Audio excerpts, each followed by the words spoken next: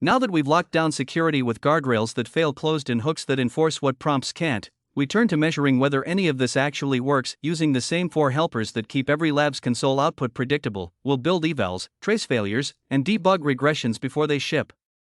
You shipped an agent. A week later, a user shows you a wildly wrong answer. You have no idea which tool call broke or why. You dig through logs by hand, guessing. Now imagine every change you push is checked by a suite that fails the moment a tool regresses.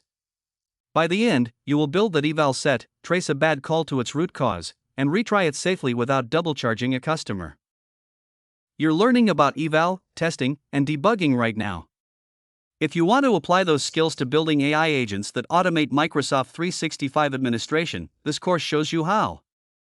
It covers developing agents with Microsoft Graph, Python, and Azure AI, and includes hands-on labs and a capstone project where you design a multi-agent administration platform.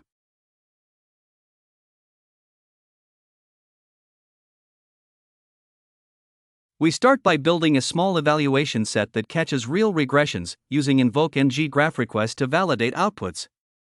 Next, you diagnose a tool call that returned the wrong thing by inspecting responses with getMG context. Then we implement retry with Backoff without duplicating side effects, relying on new ng request retry policy. First, we set up the identity that signs in without a human, which makes all of this schedulable. You walk away with a set of scripts you can run on any Microsoft 365 tenant. An eval set that only tests happy paths tells you nothing about real-world robustness. To catch regressions, you need 4 categories: typical cases that represent everyday usage, edge cases that stress limits like empty bodies or huge inputs, adversarial cases that probe for injection or contradiction, and most importantly, regression cases, the exact inputs that broke in production. Without those, you are measuring whether you got better at cases you already handled. In this step, you will build a 24-case eval set, define a rubric with 3 independent criteria, and score both a baseline and a candidate prompt. Watch for the regression check and the blind rescore, those are what the exam scenario will ask about.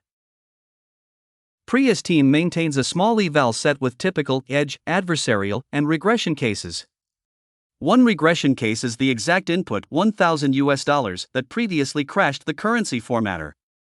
After fixing the crash, they score both the baseline and candidate models using the same rubric, which checks currency format is correct. The fix passes, but the rubric also checks date format is correct, and the new model now fails on that criterion. To eliminate scorer bias, they have a second scorer blindly rescore the outputs, and the date regression is confirmed. This proves that a small, well-designed eval set with blind rescoring can catch real regressions introduced by a fix. The script prints the eval structure, the rubric, and the scores. You will see the baseline at 0.79, the candidate at 0.91, the regression check passing, and the blind rescore showing no strong bias. The code imports the lab runtime helpers and calls step header with the cert, module, step number, and technique. Then it prints an exam note reminding you this appears as a scenario, not a recall question. A pitfall warning follows, emphasizing that reading is not doing. Finally, checkpoint marks your progress so you can tick off the objective.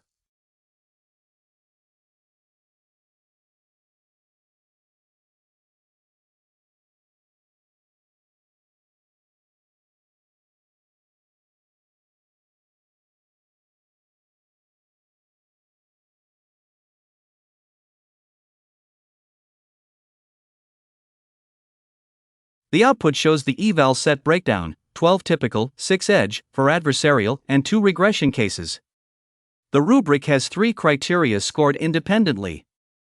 The baseline prompt V2 scores 0.79, the candidate V3 scores 0.91, with the regression check passing 2 out of 2. Critically, the criteria not targeted stayed at 0.88, no collateral damage. The blind rescore of 8 mixed cases came back at 0.90 versus 0.91 on blind, confirming no strong scorer bias. The pitfall here is real: if you had scored only the criteria you targeted, you would have missed the regression.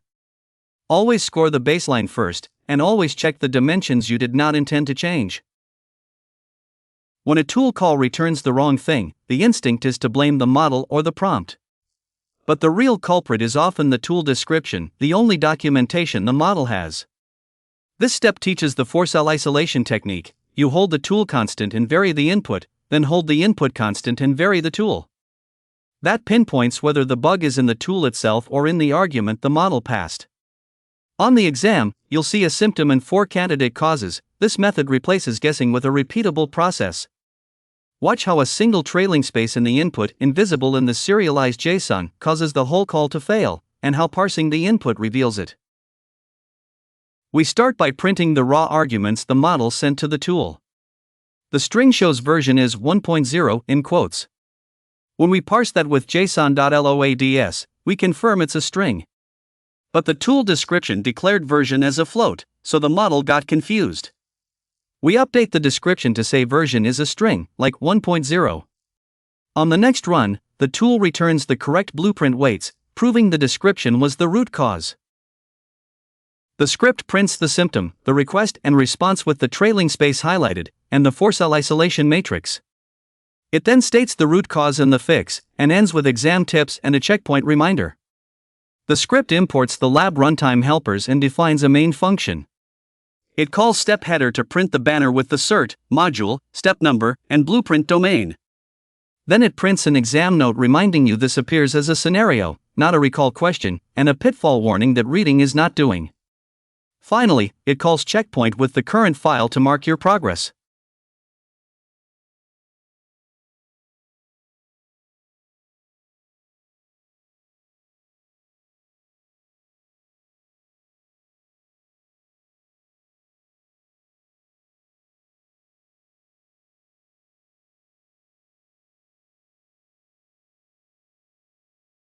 The output shows the symptom clearly. The request sent order ID A10493, but the response came back with a trailing space A10493 and the wrong status.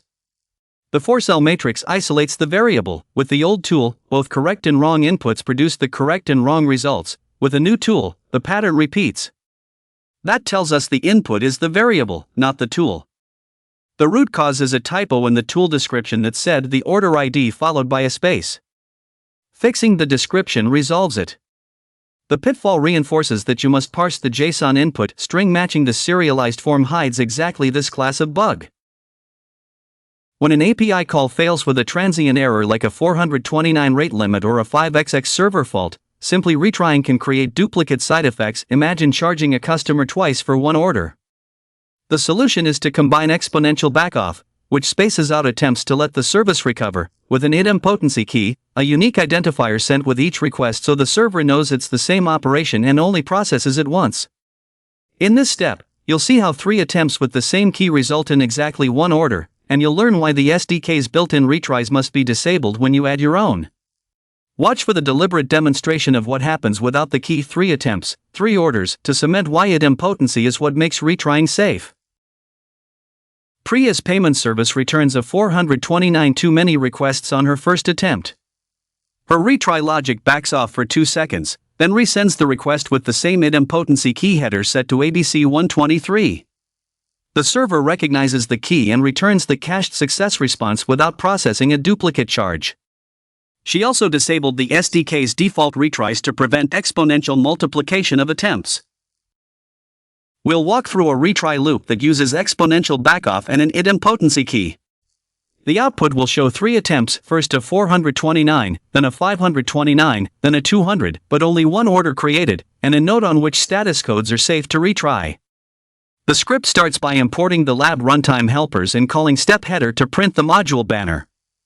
It then prints an exam note reminding you that this topic appears as a scenario question, not a recall question, so you need to understand the reasoning.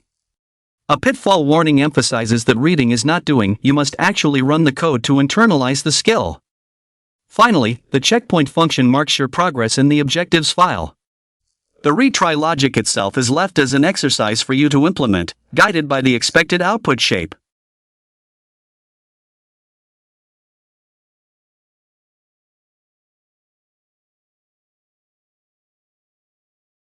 The output confirms the theory. 3 attempts with the same idempotency key produced only one order. The first attempt hit a 429 and waited for the retry after header. The second got a 529 and applied exponential backoff. The third succeeded with a 200. The side effects line makes it explicit: 1 order, 3 attempts. The output also lists which status codes are safe to retry and which are not, reinforcing that retrying a 400 or 401 is pointless. The deliberate contrast without the key shows 3 orders from 3 attempts, landing the pitfall that Backoff alone does not prevent duplication. Finally, the checkpoint reminder tells you to mark your progress and compare your output shape to the expected fixture. We covered automating your evaluation pipeline, diagnosing bad tool calls, and building a safe retry mechanism, all in PowerShell. The key takeaway is that a small, scripted evaluation set gives you a fast, reliable safety net every time you change your agent. Run it automatically and you will catch regressions before your users ever see them. Let's lock in the big 3. First, your eval set is only as good as the edge cases you put in it. Test the inputs that actually broke things before. Second, when a tool call goes wrong, inspect the raw tool call, not just the model's final reply. That's where the bug hides. And third, when you add retry logic with Backoff, make sure the operation is idempotent so you don't double charge or create duplicate records. These 3 habits will save you hours of debugging in production.